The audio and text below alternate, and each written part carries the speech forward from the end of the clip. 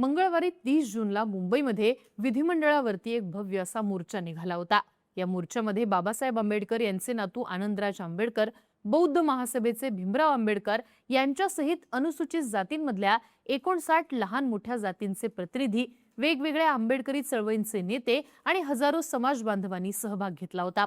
मागच्या काही दिवसांमध्ये फक्त मुंबईतच नाही तर राज्याच्या इतर भागांमध्ये सुद्धा अशा प्रकारचे मोर्चे निघालेत।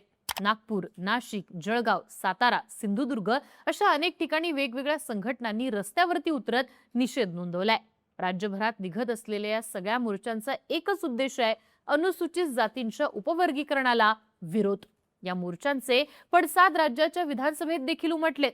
पावसाळी अधिवेशनात या मुद्द्यावरनं सभागृहाचं वातावरण चांगलंच तापलेलं आहे। या मुद्द्यावरनं राज्याचे 2 मंत्री आणि 27 आमदारांनी मुख्यमंत्री देवेंद्र फडणवीस यांच्याकडे आपली बाजू देखील मांडली आहे। पण हा विषय नेमका आहे काय?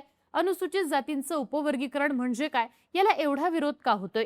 याबाबत सरकारची भूमिका काय? यामुळे कोणाचा फायदा आणि कोणाचं नुकसान होतंय? सविस्तरपणे सगळा विषय समजून घेऊयात या व्हिडिओच्या माध्यमातून।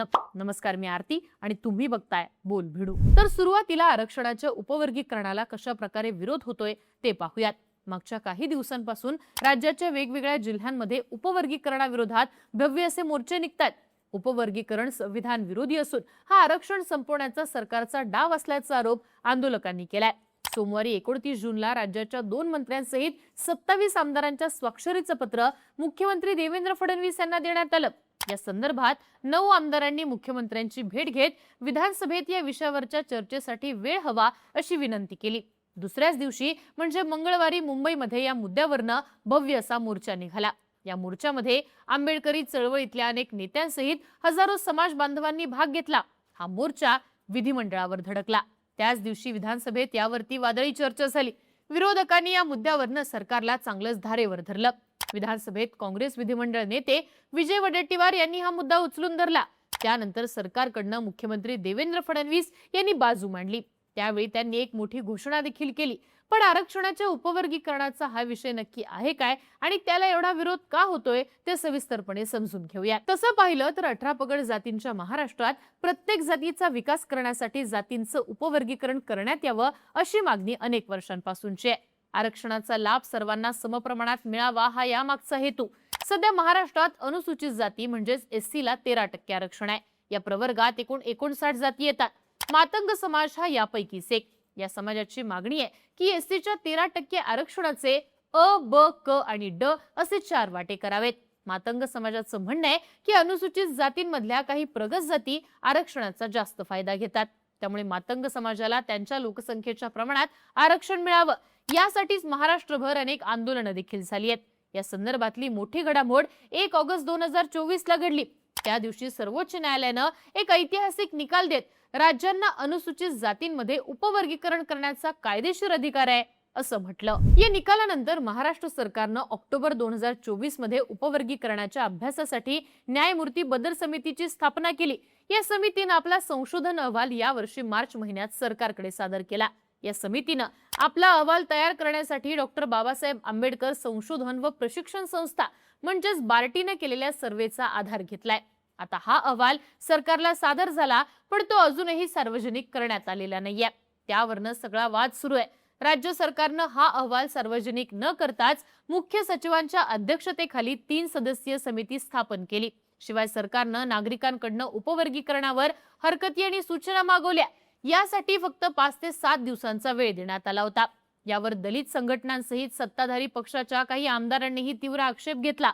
वंचित बहुजन आघाडीचे नेते प्रकाश आंबेडकर यांच्यासह दलित संघटना आणि अनुसूचित जातीच्या सर्वपक्षीय आमदारांनी बदर समितीचा अहवाल आधी सार्वजनिक करा किंवा तो पूर्णपणे रद्द करा अशी मागणी लावून धरली आहे। याच मागणीसाठी राज्यभरात मोठी आंदोलनं होत आहेत। आता या अहवालाला एवढा विरोध का होतोय आणि यावरती सरकारची नेमकी भूमिका काय ते समजून घेऊयात। खरं तर बदर समितीचा हा अहवाल बार्टीने केलेल्या सर्वेवरती आधारित आहे। बार्टीनं उपवर्गीकरणासाठी एससीतल्या सर्व 59 जातींच्या लोकसंख्येचा अभ्यास अहवाल 2023 मध्ये सादर केला होता। या अहवालामध्ये 1961 ते 2011च्या जनगणनांमधली अनुसूचित जातींची तुलनात्मक आकडेवारी आहे। बार्टीच्या अहवालानुसार पूर्वाश्रमीच्या महार आणि मातंग समाजाच्या जनगणनेच्या आकडेवारीत मोठी तफावत आढळून आली आहे। आता समजा या आकडेवारीनुसार अनुसूचित जातींचं उपवर्गीकरण झालं तर याचा मोठा फटका मातंग समाजाला बसण्याची भीती व्यक्त केली जाते। 1961च्या जनगणनेनुसार अनुसूचित जातींमधल्या पूर्वाश्रमीच्या महार समाजाची लोकसंख्या 33% होती, तर मातंग समाजाची लोकसंख्या 30% आणि चर्मकार समाजाची लोकसंख्या 23% होती। आता 2011च्या जनगणनेनुसार पूर्वाश्रमीचा महार समाज 33%वरनं 62%वर पोहोचला, पण मातंग समाज 30%वरनं घसरून 19%वर आणि चर्मकार समाज 23%वरनं 10%वर आलाय। याचाच अर्थ पूर्वाश्रमीच्या महार समाजाची टक्केवारी जवळपास दुप्पट झाली, पण मातंग समाजाची टक्केवारी मात्र घसरलेली आहे। आता या दोन्ही जातींच्या लोकसंख्येच्या तफावतीचं कोणतंही ठोस कारण आढळत नाही, असा निष्कर्ष बार्टीच्या अहवालात नोंदवला होता। 1961च्या जनगणनेमध्ये मातंग समाजाची लोकसंख्या 30% असताना 2011 मध्ये ती 19% झालीय। एका समाजाच्या टक्केवारीत एवढी घट कशी झाली याचं उत्तर बार्टीकडेही नाहीये। आता या आकडेवारीवरतीच आधारित अहवाल बदर समितीनं सादर केल्याचं म्हटलं जातंय। समितीनं अनुसूचित जातींमधल्या 59 जातींचं अ, ब, क आणि ड अशा 4 गटात वर्गीकरण करण्याची शिफारस केल्याचा दावा आहे। यात सर्व जातींना लोकसंख्येनुसार कोट्याचं वाटप केलं जावं असं म्हटलंय। ज्या जातींची लोकसंख्या जितकी आहे त्या प्रमाणात त्यांना आरक्षणाचं उपवर्गीकरण करून वाटा निश्चित करावा असं बदर समितीच्या अहवालात सांगण्यात आल्याचं म्हटलं जाते। आता यामुळे सगळा वाद निर्माण झालाय, त्यामुळे मातंग समाजाचं आरक्षण कमी होऊ शकतं अशी भीती व्यक्त केली जाते। मुळात आंदोलनकर्त्यांचा सर्वोच्च न्यायालयाच्या 2024च्या मूळ निकालालाच विरोध आहे। आंदोलकांचं म्हणणं असं आहे की जर सर्वोच्च न्यायालयानं राज्यांना आरक्षणाच्या उपवर्गीकरणाचे अधिकार दिलेले आहेत तर बदल समिती त्याच धर्तीवर शिफारशी करणार। म्हणजेच समितीच्या अहवालात काही जरी असलं तरी आरक्षणाचे विभाजन करण्याचं जे मूळ तत्व आहे त्यालाच आंबेडकरी संघटनांचा विरोध आहे।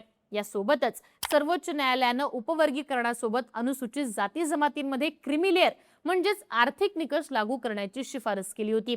आता आंबेडकरी चळवळीतल्या नेत्यांना भीती अशी आहे की बदर समितीच्या अहवालाचा आधार घेऊन सरकार आरक्षणात आर्थिक अटी लादेल, हे संविधानाच्या विरुद्ध असल्याचे या संघटनांचं म्हणणं आहे।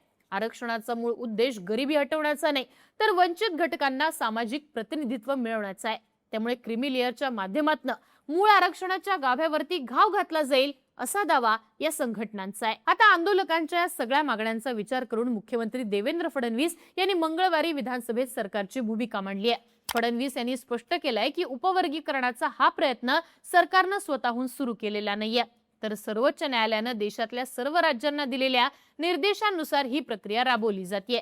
सरकारचं म्हणणं आहे की अनुसूचित जाती प्रवर्गात काही उपजाती अशा आहेत ज्या अजूनही आरक्षणाच्या मुख्य प्रवाहापासून आणि पुरेशा प्रतिनिधित्वापासून वंचित आहेत। अशा मागासलेल्या घटकांना समोर आणणं आणि त्यांना योग्य प्रतिनिधित्व देणं हाच या अभ्यासामागचा मूळ उद्देश आहे। आंदोलक आणि विरोधकांचा आरोप आहे की राज्य सरकार छुप्या पद्धतीने हा कायदा लागू करत आहे। यावर फडणवीस यांचं असं म्हणणं आहे की सरकारने अजून उपवर्गीकरणाबाबत कोणताही कायदा किंवा अंतिम निर्णय हा घेतलेला नाहीये, तसंच या सभागृहात कोणतेही विधेयक आणलेलं नाहीये। देवेंद्र फडणवीस विधानसभेत बोलताना असं देखील म्हणाले की सुप्रीम कोर्टाच्या याच आदेशानुसार कर्नाटकातल्या काँग्रेस सरकारनं उपवर्गीकरण केलंय, तिथे याचा कायदाही झालाय। तसंच तेलंगणातही काँग्रेसच्या सरकारनं उपवर्गीकरण केलं आणि कायदाही झाला, पण महाराष्ट्रात मात्र आम्हाला हे लादायचं नाहीये। आम्हाला सगळ्यांना विश्वासात घेऊन कायद्याचं तंतोतंत पालन करून हे करायचंय।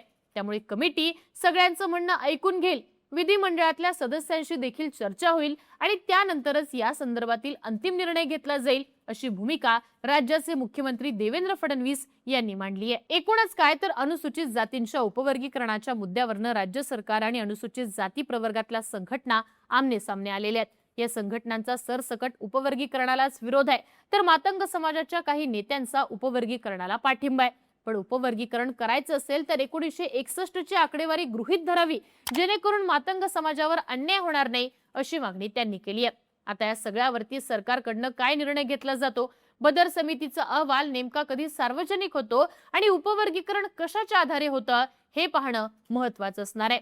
तुम्हाला या संपूर्ण प्रकरणाबद्दल काय वाटतं?